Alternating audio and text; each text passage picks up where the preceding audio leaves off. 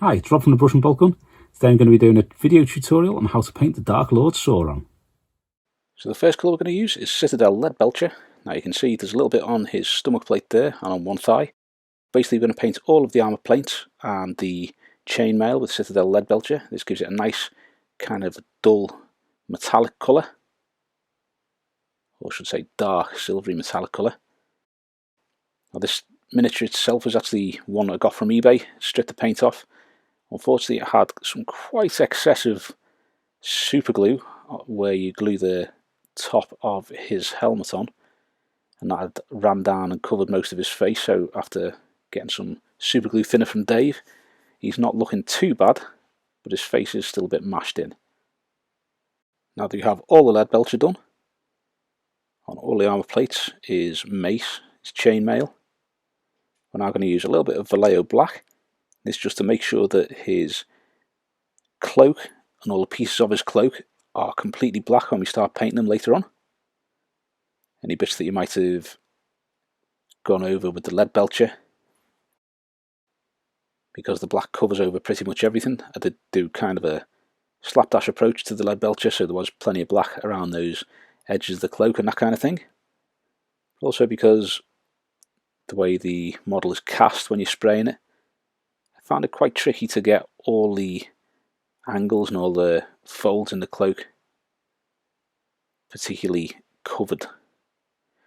So now that we've got the cloak finished, we are going to go onto Citadel Nuln Oil. I'm just going to completely cover all of the lead belcher with Nuln Oil. You can give this a reasonable coating. You don't want it to pool too much so it causes little shiny bits on it. You do want to just make sure that it dulls down the lead belcher and gets into all those recesses so you can see all the details there.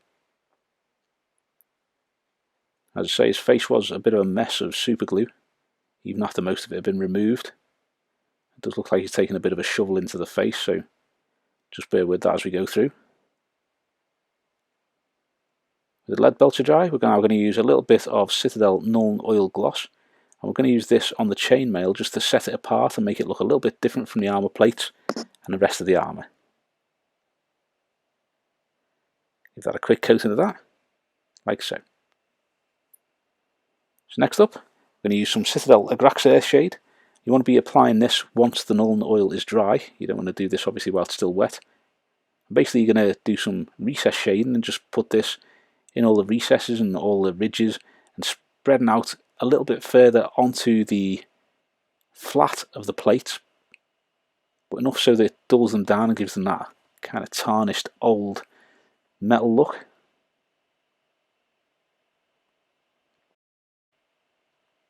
In terms of colours, it's a really simple miniature to paint this.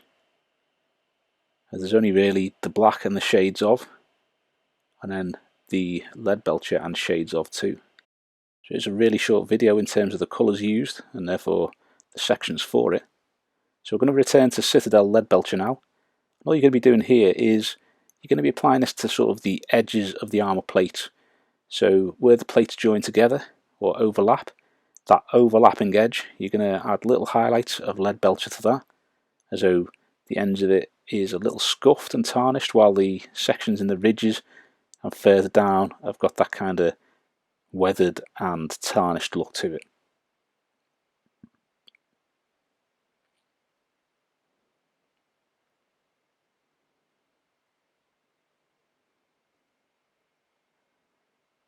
So with the armour plate looking as it is, we are now going to go onto a little bit of Vallejo German Grey, and we're going to start highlighting the cloak. So you want to think about which areas are going to be catching the light, as always. Think about which parts are going to be highlighted just as edge highlights with this. So if it's going to be a shaded area and there's some ridges in there, you want to highlight those with the German Grey. If there's any large flat areas that be catching the light, you're just going to go to town with the German Grey on them.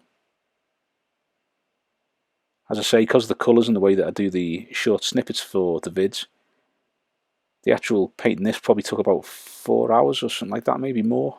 It took a long time to do the cloak and the armour plate parts. That. Next up is Citadel Mechanica Standard Grey, and you're going to start doing the edge highlights on the cloak. But yeah, the cloak and the armour itself took quite a few hours to do.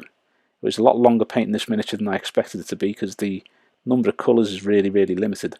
But there is just that much detail on it and that many little bits that I didn't want to miss in terms of sort of the armour plates overlapping or the ridges on the cloak and the little holes in the cloak and all the little details there. So I really wanted to do it justice, but it does take a bit of time to do those sections. So now I'm going to use a little bit more Mechanicus Standard Grey. I'm just going to show you a little bit more of the highlighting of the cloak. And this is mainly because there is that much detail on it that I didn't want to just do a short section for this particular bit, because you can actually add a lot of details with the Mechanicus Standard Grey here. Just going along and picking them out, the crests of all the ridges in the material, any little details sort of like underneath any little holes in the cloak or that kind of thing. But you can really make it look good with just these 3 colours. If you want to do more, you can do, obviously, but for this one it's just going to be a 3-colour job. So a little bit more Mechanicus Standard Grey, just to show a little bit more on these edges and things here. Decided to do a few extra bits of this just because it did take me hours and hours to do this cloak. And it's not because I was doing anything special with it, it's just the amount of detail and the ridges, and I wanted to get it as nice as I could. And because of the limited number of colours on there, I thought it was worth spending the time to get those colours looking as good as possible.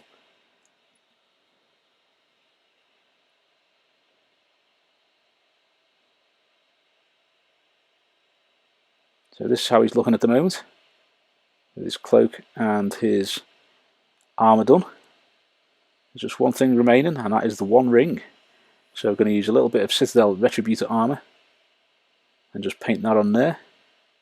Going to be quite a few smaller little segments this, because the ring on his little finger there is tiny.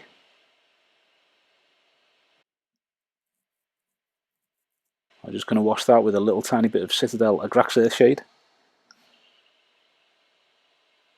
Now the miniature does come with Isildur as well. If you want to see Isildur painted up, just give us a shout and I can do that one as well. There's quite a few Lord of the Rings bits and pieces I've got there too. So back to the Retributor armour, we're going to reapply the colours and start the highlights. So I picked up the Pelenor Fields box. I've got the Fellowship too, so a few decent miniatures there to paint up. Next up, a little bit of Citadel Liberator Gold, and we're just going to do a little highlight on the ring there.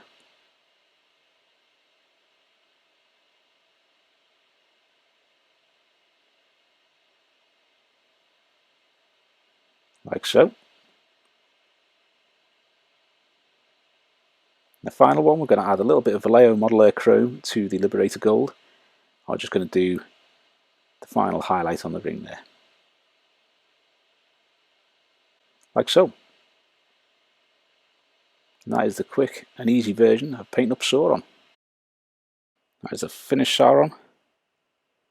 Looking menacing and imposing when you're standing next to other figures. Really great miniature, shame about the Superglue face, but do the best you can with what you got. So limited palette, that's what you can do. Thanks for watching, I hope you've enjoyed the video, and if you have, please give it a thumbs up and subscribe to the channel so you don't miss any future content. Also, think about subscribing to some of our other social media linked below. Thanks very much. If you like the channel, enjoy the content and you'd like to support us, feel free to go to our coffee page linked below and you can buy us a brew. Thanks very much.